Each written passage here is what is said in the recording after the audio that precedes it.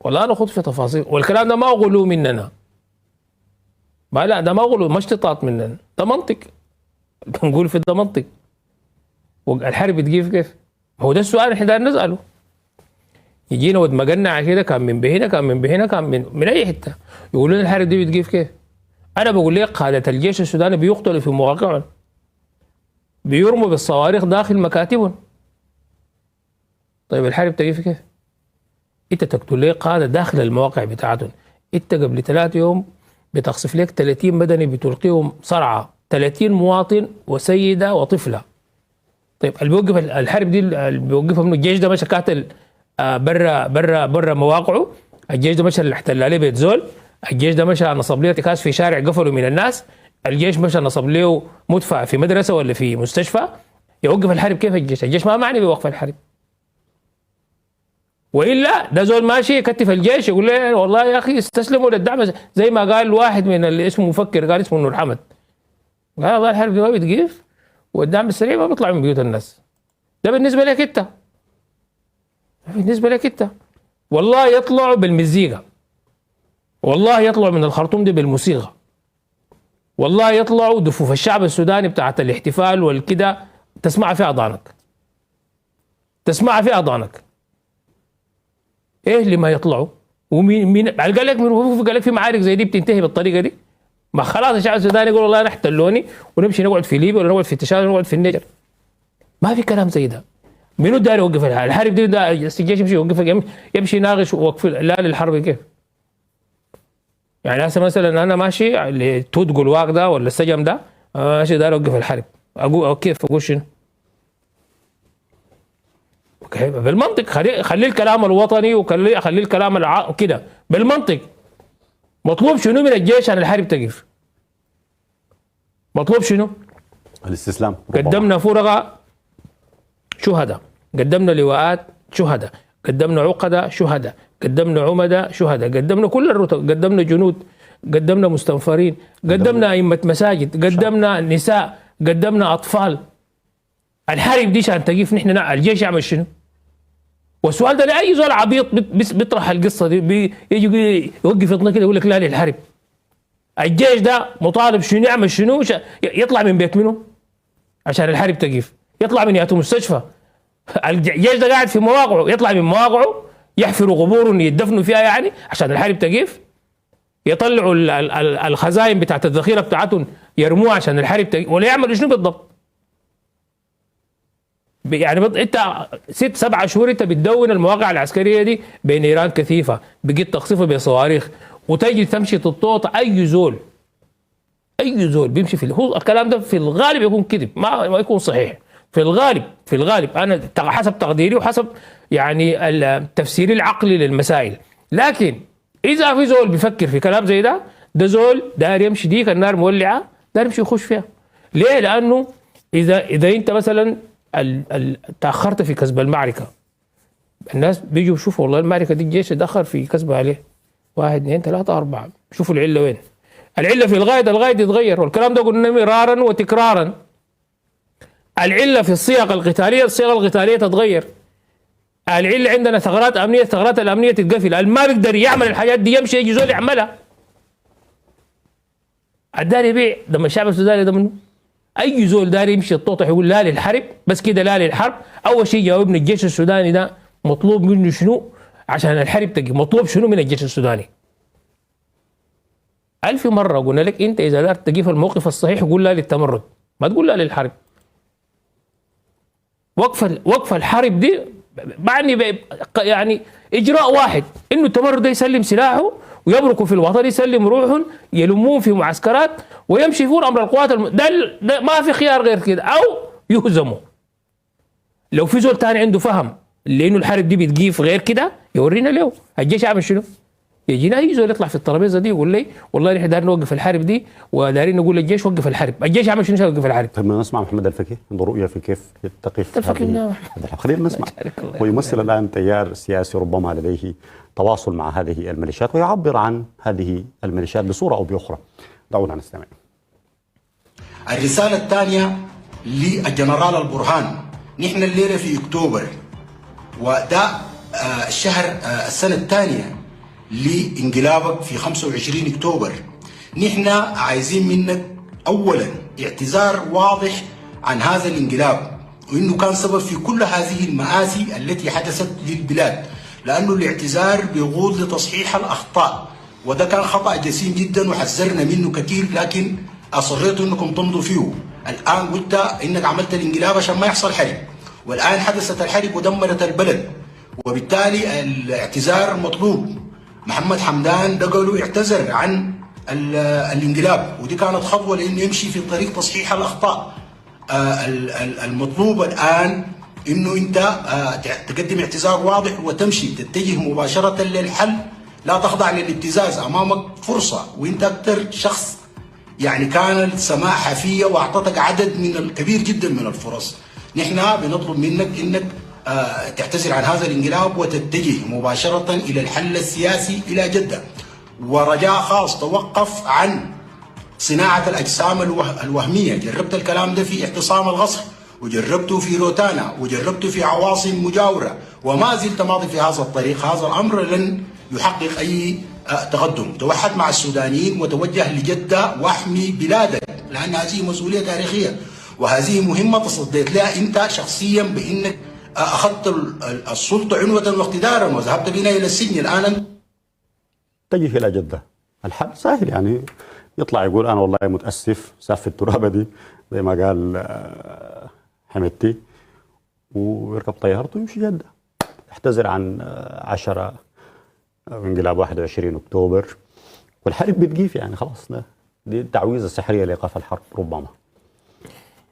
طبعا في الحاجه الشعبيه دي بيتم استخدام الطائره اللي اسمه الديك ده، ديك السودان لتقريب المعاني. يعني يقول لك ديك المسلميه، ديك المسلميه ده قالوا هو بيحملوا له في بصلته، وهو هو بيصيح. يعني ما اعرف دي بصله وما اعرف دي نار كده، لكن في ديك تاني انا بس ما قادر اتذكره دي ابتدي ديك، يعني يكون ده القصه اللي اتكلمت هسه. ده ديك الهدم دواء؟ لا ده لما بيجي معلق في ايوه ده ودوه السوق، ودوه السوق يبيعوه، وبعدك ما جاب ثمن. سيدو شالوا كده من الصباح، صلى الصبح علقوا كده في ظهر الحمار، ثم اخذه ومشى بالسوق. فليه اخر اليوم مفزول اشتهى، مفزول ذاته قال ديك ده بكم. فاخر اليوم رجعوا، فلما فكوا كده في القفص باقي اخوانه يعني الدجاج وبقيه الديكه سالوه، قالوا كده وصف لنا المدينه، يعني حاصل شنو، شفت شنو كده، مشاهداتك يعني انت كديك طلعت من الحله دي مشيت ودوك السوق الكبير بتاع المدينه. فقال والله انا ما شفت اي حاجه، ودوني مدلل ورجعوني مدلل، رابطينه كده طبعا على راسه محني الى الارض يعني، فما شاف حاجه. فده هسه هو جوا قفه حميتي وقف جوا قفه عبد الرحيم، ما عارف اي حاجه. هسه كده كلام زول عارف يا نجي نناقش كلامه هنا في الغناء. هسه ده هسه بس ده هسه ده كلام زول عاقل، ده كلام زول عبد الرحيم شاله جوا قفته، وبعد بعد ما هم دخلونه جوا القفه مغطينه كده بكم صوف بتاع شعر وكم كوره بكم حاجه كده رامينها فيه. ده برا القصه خالص. ده ما قادر يدين التمرد. بعد 7 شهور نساء اغتصبت، بيوت بتاعت مواطنين سلبت، 5 مليون هجروا من بيوتهم، مواطنين في غرب دارفور هجروا تهجير قسري، مقابر جماعيه. ما قادر بلسانه الطويل ده ما قادر يقول لي نص كلمه حق التمرد، لا، ويقول للبرهان اعتذر، وحميتي انه صحح اخطائه. حميتي صحح اخطائه، اشعل التمرد ده. ده زول يا ناجي، ده زول يحسبوه في السياسيين. وبعد ذاك قال البرهان يعتذر من زي ما حميتي اعتذر من الانقلاب، وهو الانقلابات بيعتذروا منها. الانقلابات دي شنو، تسلل يعني كده، بترفع الرايه كده صفر ويقول لك خلاص اقيف. ليه انقلابات في ناس بيودون الدروه وفي ناس بيودون كوبر، وحميتي اعتذر من الانقلاب. وحميتي ده اعتذر من حاجه بسيطه؟ حميتي ده معتذر منكم في وقت اعتذر منك انت تحديدا. حميتي ده قبل كده قال لك انت بجلابيتك الواحده ما عندك اي قيمه، ونحن ندمانين عملنا معاكم الوثيقه الدستوريه. وحميتي ده بتم اعتذر وبتم ما ندم. في هاتو حته حميتي ده ما مسك له ميكروفون قال انا غلطان وانا ندمان ولقد فشلنا. في هاتو حته عشان تجي انت يا اخي زول طويل عريض، انت محسوب على خريجين جامعه الخرطوم، تقول لك كلام بتاع زول مدفوع على القيمه، مدفوع على القيمه، تقول حميتي اعتذر؟ والله حميتي لو طلع ما يقول كلامك ده، حميتي لو طلع ما يقول كلامك ده. يا انقلاب اللي اعتذروا منه وبعد ذاك اعتذر عشان تجيبه ثاني في الاتفاق الاطاري. حميتي اعتذر من انقلابه، انت ماشي جايبه ثاني في الاتفاق، وانا ده سؤال بعلقوا لهم في ضنينهم. اي زول من ناس قوى الحريه والتغيير ده يجي يقفوا لي الصف هنا اجدد لهم يضنينهم وعلق لهم السؤال ده هنا. الاتفاق الاطاري ده جبته حميتي على اساس شنو؟ زول عمل عليكم انقلاب كشاكم جبتوه ثاني في الاتفاق بصفته شنو؟ بصفته شنو؟ معتذر. نفط اعتذر يمشي بيتكم. اعتذرت؟ عفى الله عما سلف، جيب دبابيرك دي امشي بيتكم، ما بدخل الكوبر. جايب وانت في الاتفاق. انا لا انا اي زول في قحط دي، اي زول في، وكل ما تجي المناسبه حافتح لهم راسهم كده واكب لهم السؤال ده جوا راسهم. ليه حميتي ده جبتوا الاتفاق الاطاري؟ ليه؟ بصفته شنو؟ بصفته من القوى النظاميه، القوى النظاميه مساله برهان. بصفته شنو جبتوا الاتفاق؟ يا مستهبلين، يا مستهبلين، ليه جبتوا الاتفاق الاطاري؟ دي حاجه. الحاجه الثانيه قال برهان بيعمل صناعه الاجسام الوهميه. عليك الله، السودان ده من الله خلقه، وليه يوم الليله هذا في جسم وهمي اكثر من تحالف القوى الحريه والتغيير. بس انت اكتب في جوجل قائمه تحالف القوى الحريه والتغيير عشان تشوف الكذبه. كده 80 جسم. عليك الله، بس اي سوداني يمشي يفتح في تليفونه كده جوجل يكتب قائمه تحالف قوى الحريه عشان تعرفوا الاجسام الوهميه. يا اخي لجنه مزارعيه بحر ابيض لجنه المدونين السودانيين، لا انا بقرا لك في اسماء التحالف. لجنه اسماء المدونين السودانيين، لجنه العازفين السودانيين، لجنه اصحاب والله ده مكتوب في التحالف. جمعيات، لا والله في جمعيه ادبيه دول كان قالوا تعالوا اقروا، قدموا فقره في جمعيه ادبيه في مدرسه في حلتهم طرق العراض ما تلقاهم. لو قلنا بس في عندنا برنامج بتاع جمعيه ادبيه في مدرسه نائيه في السودان في حله اسمهم طرق العراض، تعالوا ممثل قوى الحريه والتغيير المدونين السودانيين الان يقدم لنا القران، ما حتلقى. يقرا القران الكريم ما حتلقى. يجي يتكلم عن الاجسام والوهم، ترك جسم وهمي تيجي عن السيسي جسم وهمي. انت لانك جسم وهمي مشيت دار تطاعم روحك بابراهيم المرغني، مشيت جبت كمال عمر عشان انت في النهايه تدي نفسك نكهه. يا اخي تحالف 80 اسم في النهايه يشيلون عبد الرحيم في مخلاته كده يحوم بهم. ماشيين وين توجو؟ عندكم شنو؟ عندنا ورشه.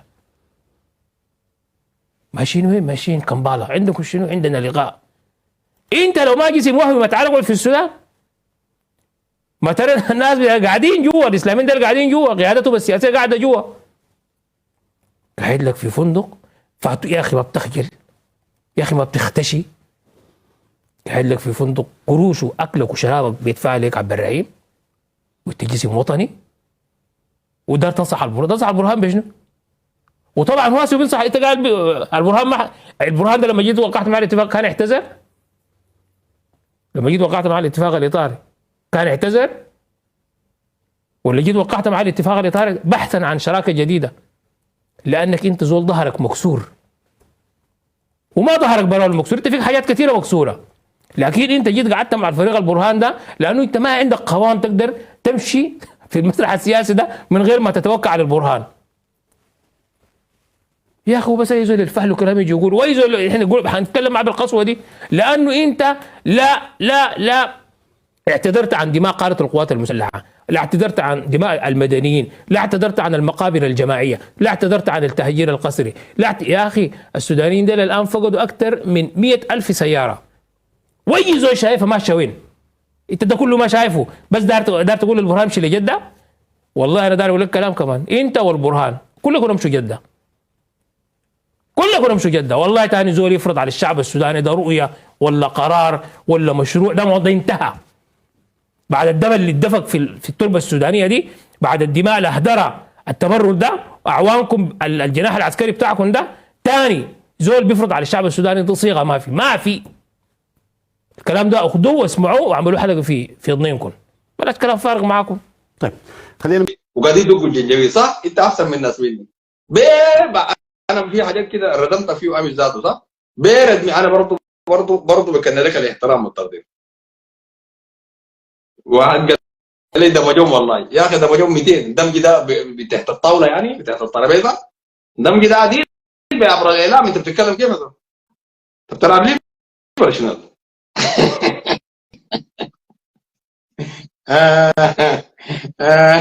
انت برضه احسن من الناس مني والله جد والله احسن منهم. طيب ابو الجنيبي انت قبل قال يا اخي انت حبيبنا انا بتكلم في مني في راسك في راسك بتكلم في مني خلي منصبه ده وذاته انتوا المانيا ده انتوا ما شنو يا جماعه انتوا مني ده انتوا مره في المانيا ولا عنده بيت في المانيا دايما بجي المانيا ده انت ما قلت انا حاكم الاقليم هاي كيف ما يتكلموا معك؟ انت لو والي ما بيخلوك الناس انت لو اداره اهليه فرشه سلطان المهم شرطايه ما بيخلوك الناس بيتكلموا معك. انت لو شغال الناس ما بيخلوك انت يا تخلي الشيوخيه ويا تخلي الاموديه ويا تخلي السلطنه يا الناس يتكلموا فيك ما بتنجى من الناس. الرسول يتكلموا فوقه اكلوا لحمه انت منو هذا؟ انت مش مسؤول هاي خلاص. الشعب ده لو نقطت له اسد في قدومه بيتكلم فوق ما بيخليك. لكن انت ذاتك نقطت له رطل سكر انت وقفت معاه في يا بابا الله يرضى عليك مني وقف مع ناس الفاجر فقط بس وعنده مصلحه في الفاجر وبني جلدته بس ما واقف مع اي زول اخذت عليكم تاخ. اما المواطنين من بني جلدته الدارين يقيفوا مع اهل الجنين ومع اهل الكتب في زول ماسككم من كراكم في زول مسلاتي في الجنينه قال لكم القبائل الثانيه ستوب ما تقاتلوا ولا الجنينه دي بس حق المساليد بس ساكنين فيها براء عليك الله امشي الولايه دي كده شوف البيوت المبنيه والعمارات المبنيه دي حق المساليد وينو القبائل الموجوده القاعد تستمتع من الجنينه وبتجيب بضايع وفي شريط الحدود وبتودي تشاط. ليه ما شايفين انكم قاعدين تقاتلوا الا قله منهم عشان ما نظلم الناس قله لا قله وليه مصنفين المساليد بس؟ ده برضه سؤال هنا في المحل ده. وفي زول مسلات يجيبوا لي انا يجيبوا لي انا بركبوا لكم الدنيا في مسلات قال لكم انتوا تعال انت فلان ولا انت قبيلتك علان ما تجي تقاتل هنا في الجنينه ما انت ذاته قدم السبت عشان تلقى الاحد. الناس بيقاتلوا من 2019 ما قدروا يتفقوا مع الجنجويد. القبائل الباقي ده جت خلوهم ليه شنو؟ لانه انت قعدتوا مع الجنجويد وركعتوا للجنجويد وسلمتوا للجنجويد نقطت عليك تاخذ. في النهايه برضه الزول سلم ورزق للجنجويد خلوه ما قتلوا ما قاعدين يقتلوهم يا جماعه خلوا الدايو خبطوه خلوا القبر خبطوه اجيب لك يا قبيله ما خبطوه وبعد ده برضه انت ساكت. انا والله الشيء بمغزني وبوجعني لو في زول قاعد يستسلم للجنجويد وما بيقتله والله انا برضه بقول له الحق معاك. لكن للاسف انت وقفت مع الجنجويد ما وقفت الجنجويد بينتقم منك. فانا ما اعرف يعني اقول لكم اكثر من كده كيف. والواحد اقل حاجه يقول لك تعالوا نتوحدوا توحيد الزرقاء احنا الكلام ده قلناه زمان تعالوا نتوحدوا هو جديد الكلام ده جديد. المانع انت في زول عنده فطور بكره فطور عزومه بكره خلاص انت تجي ما محتاج رفع الميكروفون بدون يديك قال يا جماعه بكره في خلاص انت موقفك شنو؟ ايام معلش الكلام ده يكرروه كثير لما يجوا يلقوا نفسهم كده في مضض ضيق يقول لكم اسمعوا انا ما داير فيديو تصوروا لي فيديو اسوي شنو انا الفيديو ده تصور انت كذاب انت ما تصور لي فيديو انا اشتغل معي عمليا كده يصوروا فيديو 500 نفر ولا 1000 نفر يقول لك هذا شايفين احنا اتوحدنا خلوا الدجل يا دول خلوا الكذب وخلوا النفاق يا دول احنا ما دايرين فيديوهات فيديو انت شغال لايف احنا لا اللايفات تشاهدوا لنا تطبقوا في الارض طوالي كل ما يناصر يجوك من كميه بتاعت نفاق. اي والله العظيم تصدق لو اذا زوج لا والله نتوحد يا اخي والله نتوحد صدق لا نتوحد ونفاق ودجل ولو بخلوه والله انا برضه بقول لك التحيه لك انا يعني الجنجويد هم لو خلينا الجنجويد قصدوا مني خلاص يعني ما مني شخصيا في روحه لا الناس الراكبين في التاثيرات لانه قال مني قال للناس اشتري بندقيتك ودق منه يدقوا حبوبته لا مني لما قال اشتري سلاحه